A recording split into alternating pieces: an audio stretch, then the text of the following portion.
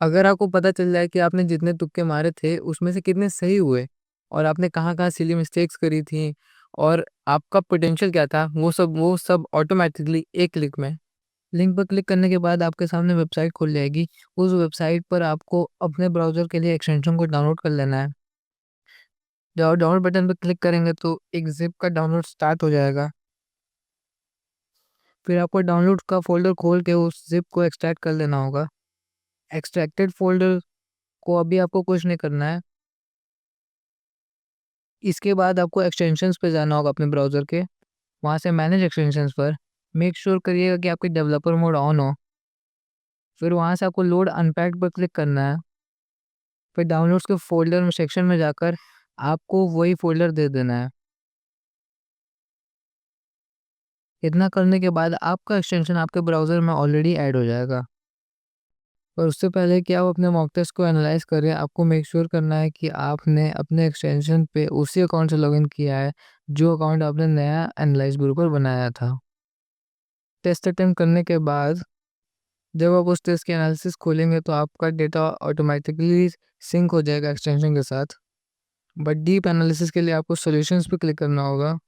फिर इसके बाद आपको मेक श्योर करना होगा कि आपके री-अटेम्प्ट क्वेश्चंस का ऑप्शन डिसेबल हो।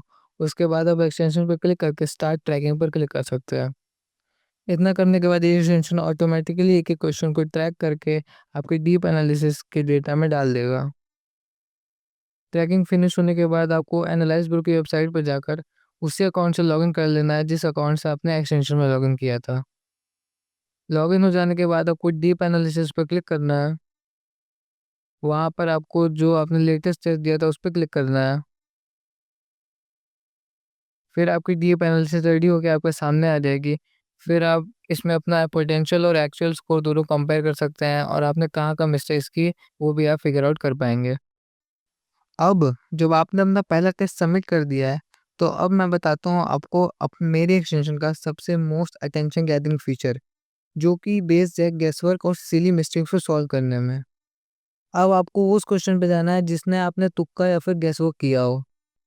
फॉर एग्जांपल मैंने इस क्वेश्चन पे तुक्का मारा था, तो मैं क्या करूँगा, इस क्वेश्चन को अपने एनालिटिक्स में खोजूँगा और इसके सामने ये डाइस वाले ऑप्शन को टिक कर दूँगा। इसका मतलब कि मैंने इस क्वेश्चन में तुक्का मारा था।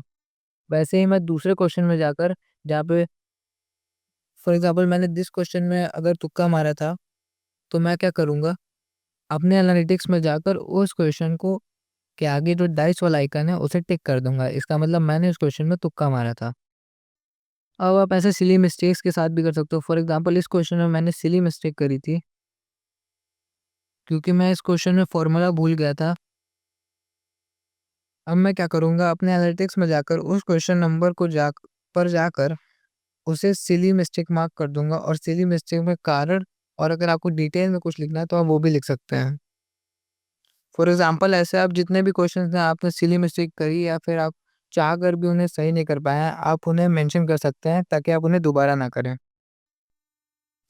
गेसवर्क को सेव करने के बाद आपको गेसवर्क रिव्यू में आ जाना है।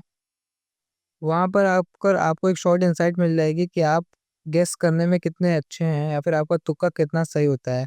और आपको एक डिटेल इनसाइट भी मिल जाएगी कि आप सेक्शन वाइज़ किस सेक्शन में तुक्के मारने पे ज़्यादा सही होने के चांसेस होते हैं। जैसा कि यहाँ पर जनरल इंटेलिजेंस में मेरे तुक्के ज़्यादा सही होते हैं। फॉर एग्ज़ाम्पल जनरल अवेयरनेस में ऑलमोस्ट एक 50-50 चांस होता है, पर जनरल इंटेलिजेंस में मेरे तुक्के ज़्यादातर सही नहीं होते हैं। वैसे ही आप फिर सिली मिस्टेक्स के सेक्शन में आकर अपने सिली मिस्टेक्स देख सकते हैं।